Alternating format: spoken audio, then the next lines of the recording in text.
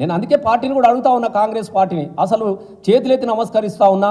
తెలంగాణ మాదిగ జాతికి ఓ తెలంగాణ మాదిగ బిడ్డగా, తెలంగాణ కళాకారునిగా, తెలంగాణ రాష్ట్ర సాధనలో గొంతెత్తిన బిడ్డగా నేను చెప్తా ఉన్నా. దయచేసి మీకు చేతులెత్తి నమస్కరిస్తా ఉన్నా. మాదిగ జాతి అనేది కాంగ్రెస్ పార్టీకి మనం ఓటేయద్దు, దయచేసి చెప్తా ఉన్నా. మాదిగలను మొదటి నుంచి కూడా అంటరానోలుగా చూస్తున్నటువంటి పార్టీ ఇలా 3కు 3 సీట్లు ఉంటే 3 సీట్లు 80 లక్షలకు పైగా జనాభా కలిగినటువంటి జాతి మా మాదిగ జాతి. 3 సీట్లు ఉంటే ఒక్క సీట్లనన్నా కనీసం ఇంత అంటరాని వాళ్ళుగా చూస్తారా మీరు మాదిగ జాతిని? ఇలా మాట్లాడాలి మందకృష్ణ గారు కూడా, ఎక్కడున్నా నాకు తెలుస్తలేదు, నువ్వు కూడా మాట్లాడాలి దయచేసి. ఇలా ఎందుకు అడుగుదాం, నిలబడదాం, కొట్లాడదాం. ఈ జాతి ఉనికికే ప్రమాదం వచ్చినటువంటి ఎన్నిక ఇలా కాంగ్రెస్ కుట్ర చేస్తూ ఉన్నది. పోవడానికి ఏం మాటలు, చిల్లర మాటలు. ఇప్పుడు ఈ వయసులోనా ఆయన ఇట్లా చేసేది? 81 సంవత్సరాల వయసులో పార్టీ మారడమే బుద్ధి లేని పని.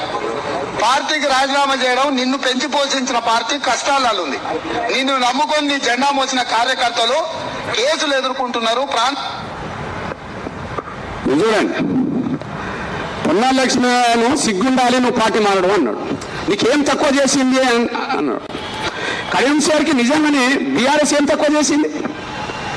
కడియం సార్ వయసు పొన్నా లక్ష్మణ్ సమానమే కదా. మరి పొన్నా లక్ష్మణ్ సిగ్గు లేకపోతే కడియం సార్కు సిగ్గు లేనట్టేగా.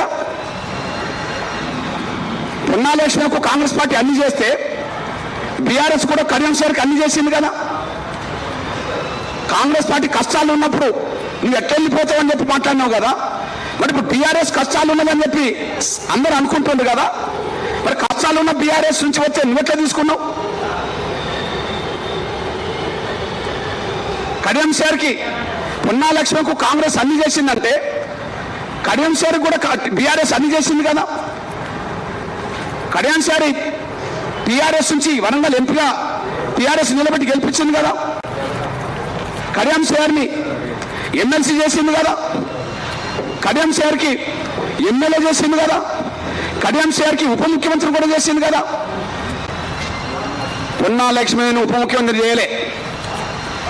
కాంగ్రెస్ పార్టీ పొన్నా లక్ష్మణ్ ఉప ముఖ్యమంత్రి చేయలే. కానీ కడియం సార్ని బీఆర్ఎస్ ఉప ముఖ్యమంత్రి కూడా చేసింది. మరి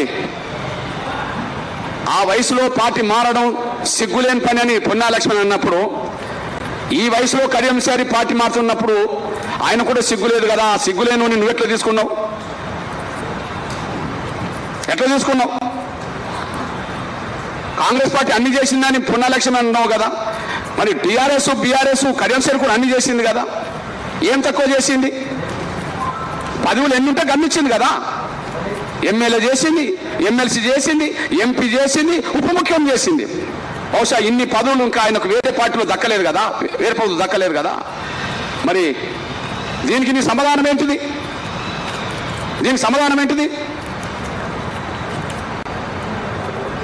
ఈ నేపథ్యంలో విజ్ఞప్తి చేస్తున్నాను నేను.